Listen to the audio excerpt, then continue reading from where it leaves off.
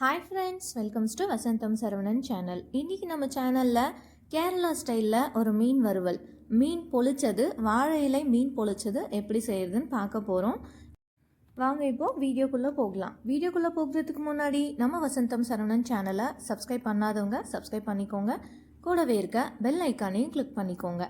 இப்போ இந்த மீன் பொளிச்சது எப்படி செய்கிறதுன்னு பார்க்கலாம். ஃபஸ்ட்டு இந்த மீன் பொளிச்சது செய்கிறதுக்காக 2 பெரிய சைஸ் மீன் எடுத்து வச்சுருக்கேன். இதுக்கு நம்ம இந்த மாதிரி முழு மீன் தான் எடுத்துக்கணும்னு அவசியம் இல்லை. நம்ம எதாவது கட் பண்ணி வச்ச பீசஸ் மாதிரி இருக்கும் இல்லையா, அந்த மாதிரி மீன் துண்டுகள் கூட நம்ம யூஸ் பண்ணி இதே மெத்தடில் மீன் பொளிச்சது பண்ணிக்கலாம். இப்போது இந்த மாதிரி ஒரு பெரிய சைஸ் மீன் வந்து எடுத்து வச்சுருக்கேன். இப்போ இதில் கத்தியை வச்சு நம்ம இந்த மாதிரி கீறி விட்டுக்கணும்.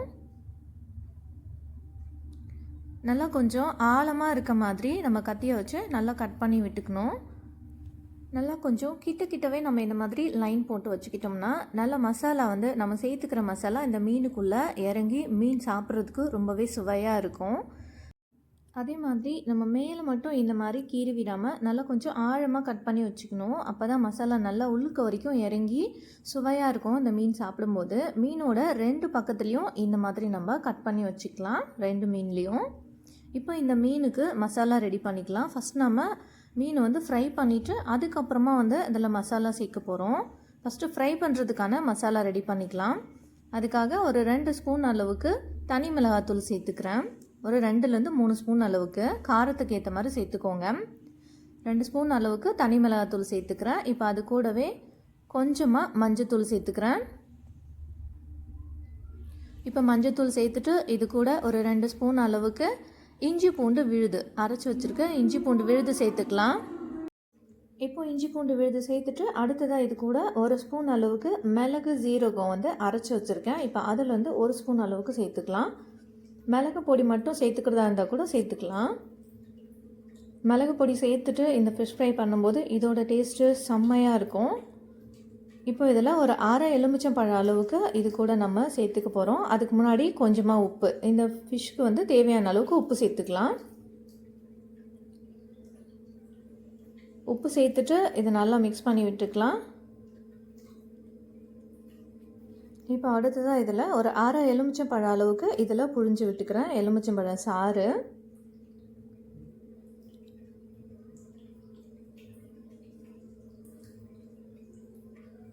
இப்போ எலுமிச்சம்பழ சாறு சேர்த்துட்டு இது நல்லா நம்ம கலந்து விட்டுக்கலாம். ஃபஸ்ட் நம்ம எடுத்தோடனே தண்ணி ஊற்ற தேவையில்லை. இந்த மசாலாவோடு சேர்த்து நல்லா பிசைஞ்சு விட்டுப்போம். அடுத்ததாக கொஞ்சமாக தண்ணி சேர்த்து இதை நம்ம கெட்டியாக பிசைஞ்சிக்கலாம். ரொம்ப தண்ணி ஊற்றிடக்கூடாது. நம்ம கொஞ்சம் கெட்டியாக பிசைஞ்சிக்கிட்டால் தான் அந்த மீனில் வந்து இந்த மசாலா ஒட்டி நல்லா உள்ளுக்க இறங்கி சுவையாக இருக்கும்.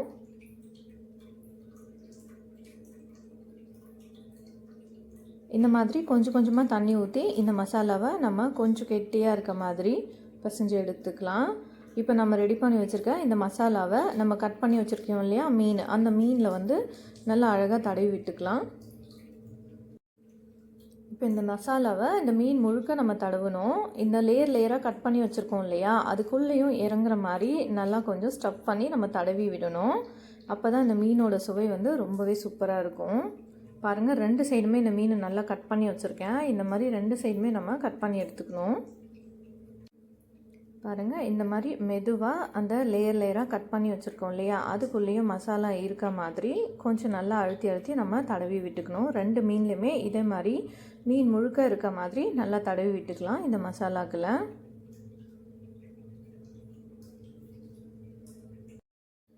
இப்போ 2 மீன்லேயுமே மேக்ஸிமம் நம்ம மசாலாக்கள் எல்லாத்தையும் தடவியாச்சு. இதை நம்ம அப்படியே நம்ம உடனே வந்து மசாலா தடவினோடனே ஃப்ரை பண்ணக்கூடாது. ஒரு மணி நேரத்துக்கு போல் இதை நல்லா ஊற விட்டுடணும். நல்லா மேரினேட் பண்ணதுக்கு அப்புறமா நம்ம இதை ஃப்ரை பண்ணிக்கணும். இப்போ அது அப்படியே ஊறிட்டுருக்கட்டும். அதுக்குள்ளே நம்ம இதுக்கு மசாலா ரெடி பண்ணிக்கலாம். அதுக்காக ஒரு 2 வெங்காயம், 2 தக்காளி, ஒரு கொத்து அளவுக்கு கருவேப்பிலை எடுத்து வச்சுருக்கேன். வெங்காயம் தக்காளியை குட்டியாக கட் பண்ணி வச்சுருக்கேன்.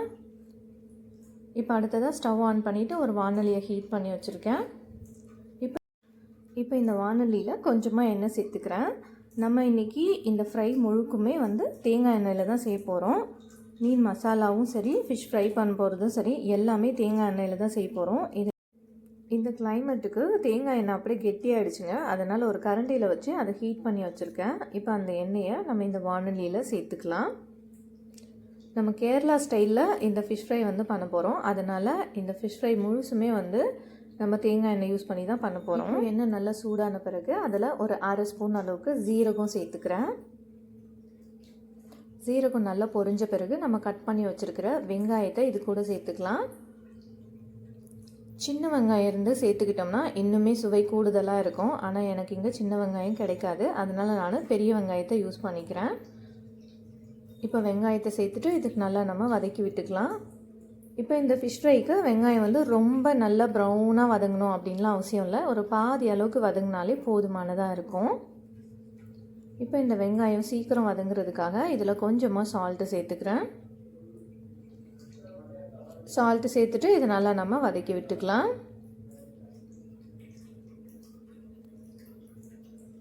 இப்போ இந்த ஆனியன் கூடயே நம்ம எடுத்து வச்சுருந்த கருவேப்பிலையும் சேர்த்துக்கிட்டேன். கருவேப்பிலையும் சேர்த்து நல்லா ஃப்ரை பண்ணிக்கும் போது நல்ல வாசனையாக இருக்கும். இப்போ அடுத்ததாக இதில் 1 ஸ்பூன் அளவுக்கு இஞ்சி பூண்டு விழுது சேர்த்துக்கலாம். இஞ்சி பூண்டு விழுது சேர்த்துட்டு இதோட பச்சை வாசனை போகிற வரைக்கும் இதை நல்லா நம்ம வதக்கி விட்டுக்கணும்.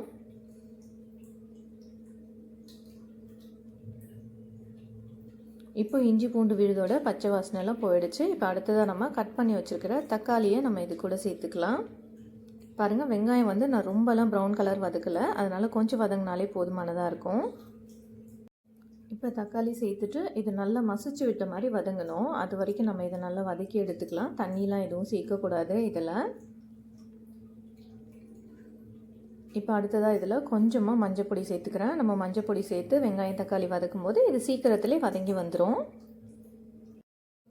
இப்போ மஞ்சப்பொடி சேர்த்துட்டு இதோட பச்சை வாசனைலாம் போகிற வரைக்கும் வதக்கி விட்டுட்டு அடுத்ததாக நம்ம இதை அப்படியே மூடி போட்டு வச்சிட்டோம்னா சீக்கிரத்திலே வெங்காயம் தக்காளி நல்லா வெந்து வதங்கி வந்துடும் நமக்கு.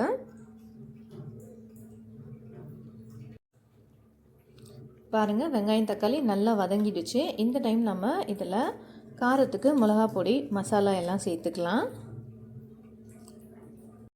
இப்போது இதில் ஒரு 1லேருந்து 1.5 ஸ்பூன் அளவுக்கு தனி மிளகாத்தூள் சேர்த்துக்கிறேன். நம்ம ஆல்ரெடி ஃபிஷ்லேயும் வந்து ஃப்ரை பண்ணும்போது மிளகாத்தூள் சேர்த்துருக்கோம். அதனால் இந்த மசாலாவில் மிளகாத்தூள் சேர்க்கும்போது பார்த்து சேர்த்துக்கோங்க. ரொம்ப காரம் அதிகமாகிட்டாலும் சாப்பிட முடியாது.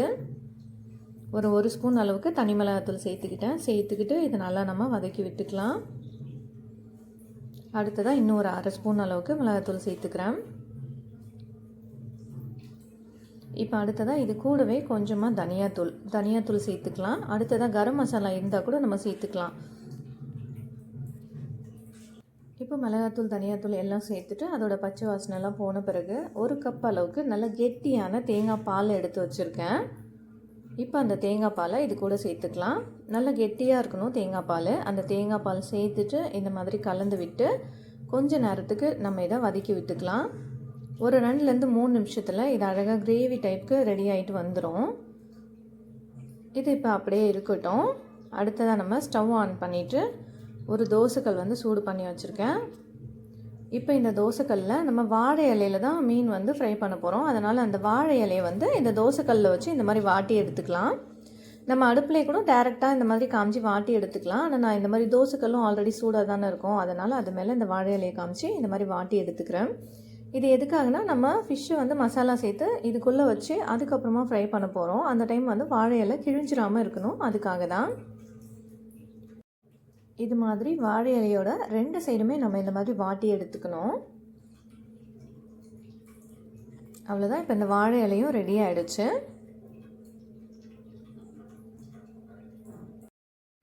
இப்போ வாழை இலை எல்லாத்தையும் வாட்டி எடுத்தாச்சு. இப்போ அடுத்ததாக இதே தோசைக்கல்லில் கொஞ்சமாக தேங்காய் எண்ணெய் சேர்த்துக்கிறேன். இந்த ஃபிஷ் ஃப்ரை முழுக்கவே நம்ம தேங்காய் எண்ணெய் யூஸ் பண்ணி தான் பண்ண போகிறோம். இப்போ இந்த எண்ணெய் நல்லா சூடான பிறகு நம்ம ரெடி பண்ணி வச்சுருக்கோம் இல்லையா மீன் மசாலா போட்டு, இப்போ ஒரு சைட் மீன் நல்லா வெந்துட்ட பிறகு அடுத்ததாக நம்ம இதை திருப்பி போட்டுக்கலாம். கொஞ்சம் நம்ம எக்ஸ்ட்ராவாக எண்ணெய் சேர்த்துக்கும் போது நமக்கு ஈஸியாக இருக்கும் நம்ம ஃபிஷ்ஷை வந்து இந்த மாதிரி திருப்பி போட்டுக்கிறதுக்கு.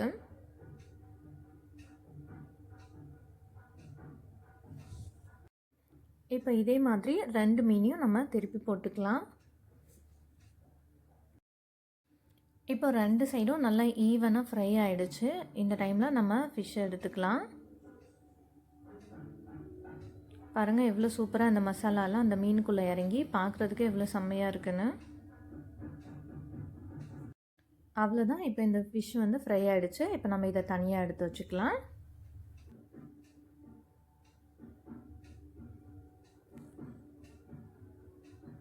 பாருங்கள் எவ்வளோ சூப்பராக ஃபிஷ் ஃப்ரை ரெடி ஆகிடுச்சு. நல்ல மசாலா கொஞ்சம் கூட உதிராமல் சூப்பராக அந்த மீனோட ஒட்டி வந்திருக்கு.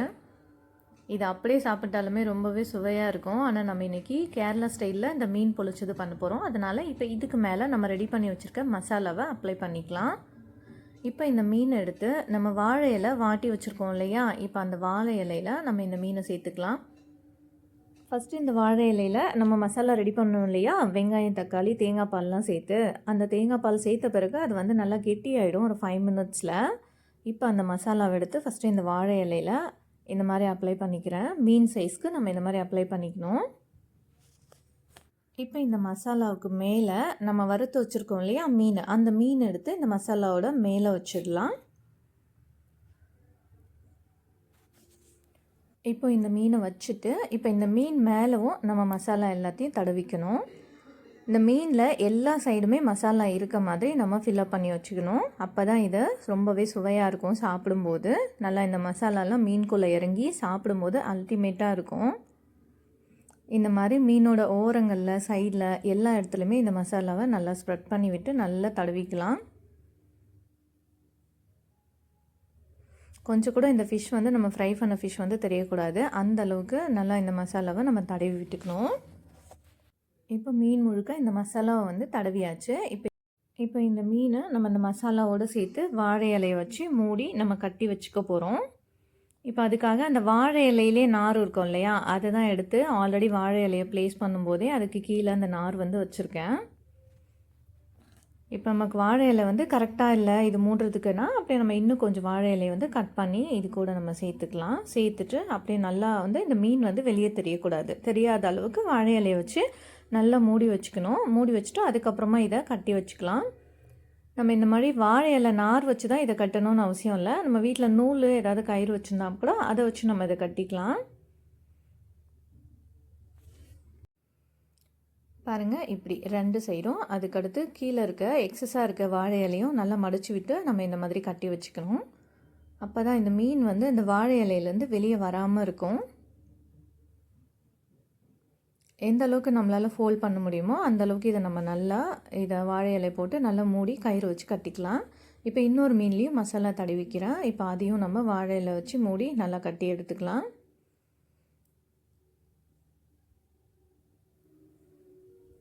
பாருங்கள் இந்த மாதிரி நம்ம நல்லா கயிறு வச்சு கட்டி வச்சுக்கணும். வாழை இலை வந்து பிரியாமல் இருக்கணும். இப்போ நம்ம மீன் ஃப்ரை பண்ணோம் இல்லையா, அந்த தோசைக்கல்லே கொஞ்சம் எண்ணெய் இருந்துச்சு. மறுபடிக்கும் அதை அப்படியே சூடு பண்ணிவிட்டு இப்போ அதிலே இந்த வாழை இலையை வச்சுக்கிறேன். வாழை இலையில் இருக்க மீன் வந்து வச்சிடுறேன்.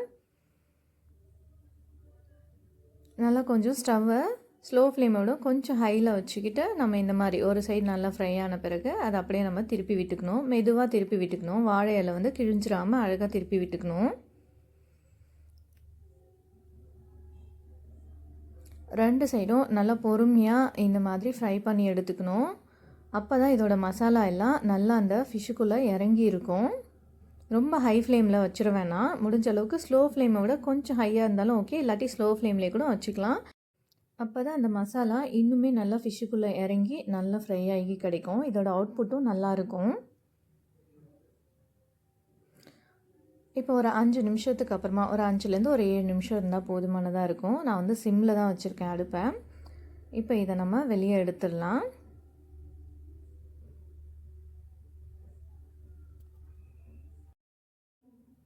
இப்போ ஃபிஷ் வந்து நல்லாவே ஃப்ரை ஆகிருக்கும். அதனால் நம்ம இதை வெளியே எடுத்து வச்சிடலாம். வெளியே எடுத்து வச்சு கொஞ்சம் ஆறின பிறகு நம்ம இதை கட் பண்ணி ஓப்பன் பண்ணி பார்க்கலாம்.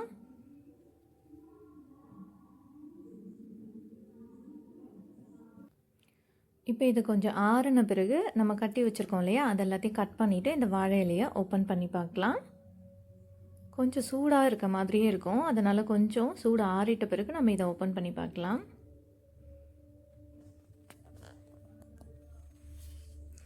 நல்லா செம்மையாக வாசனை வந்துட்டு இருந்தது தேங்காய் எண்ணெய் வச்சு ஃப்ரை பண்ணதால். பாருங்கள் பார்க்கும்போதே எவ்வளோ சூப்பராக நல்லா வந்திருக்கு. பார்க்கும்போதே சாப்பிட்ணும் போல் இருந்தது. நல்லா டெலிஷியஸாக இருந்துச்சு. இப்போ இன்னொரு மீனையும் நம்ம ஓப்பன் பண்ணி பார்க்கலாம். பாருங்கள், அதுவுமே நல்லா வெந்து வந்திருந்தது. இந்த மசாலா எல்லாம் நல்லா சூப்பராக ரெடியாக இருந்துச்சு. இப்போ இந்த ஃபிஷ்ஷை வந்து நம்ம நார்மலாக சாதத்து கூட வச்சு சாப்பிட்டோம்னா ரொம்பவே சூப்பராக இருக்கும். அப்படி இல்லைன்னா நம்ம தனியாகவே கூட வந்து சாப்பிடலாம். அவ்வளோதான், நம்மளோட மீன் பொழிச்சது சூப்பராக ரெடி ஆகிடுச்சு. பார்க்கும் போதே நல்லா சாப்பிட்ணும் போல் ஆர்வமாக இருந்துச்சு. கண்டிப்பாக இந்த மாதிரி ஒரு முறை மீன் பொழிச்சது உங்கள் வீட்டில் செஞ்சு பாருங்கள். செஞ்சு பார்த்துட்டு இதோட டேஸ்ட்டை எப்படி இருந்ததுன்னு கமெண்ட் பண்ணுங்கள். நம்ம ஆர்டினரியாக ஃபிஷ்ஷு ஃப்ரை பண்ணுறதை விடவும் இந்த மாதிரி மசாலாலாம் சேர்த்து இந்த தேங்காய் எண்ணெயோட அதை செய்யும்போது இதோட வாசனையும் நல்ல கமகமானு இருக்கும். சாப்பிடும்போது ஒரு அல்டிமேட்டான ஒரு டேஸ்ட் வேறு லெவலில் இருந்துச்சுங்க. கண்டிப்பாக இதை ட்ரை பண்ணி பாருங்கள். அப்படியே இந்த மீன் மேலே கொஞ்சமாக லெமன் சாறு விட்டு இந்த ரா ஆனியன் இருக்கு இல்லையா, அந்த ஆனியனோட சேர்த்து நம்ம இந்த மீன் எடுத்து சாப்பிடும்போது இதோட டேஸ்ட்டை அடிச்சிக்கவே முடியாதுங்க. அந்த அளவுக்கு செம்மையாக இருந்துச்சு. கண்டிப்பாக உங்களுக்கு ரொம்பவே பிடிக்கும். ஓகே ஃப்ரெண்ட்ஸ், கண்டிப்பாக இந்த ரெசிபியை உங்கள் வீட்டில் செஞ்சு பாருங்கள். செஞ்சு பார்த்துட்டு இதோட டேஸ்ட்டு எப்படி இருந்ததுன்னு கமெண்ட் பண்ணுங்கள். இந்த ரெசிபி உங்களுக்கு ரொம்ப பிடிச்சிருந்தா இந்த வீடியோவை உங்களோட ஃபேமிலி அண்ட் ஃப்ரெண்ட்ஸ்க்கு ஷேர் பண்ணுங்கள், லைக் பண்ணுங்கள், கமெண்ட் பண்ணுங்கள். தேங்க்ஸ் ஃபார் வாட்சிங்.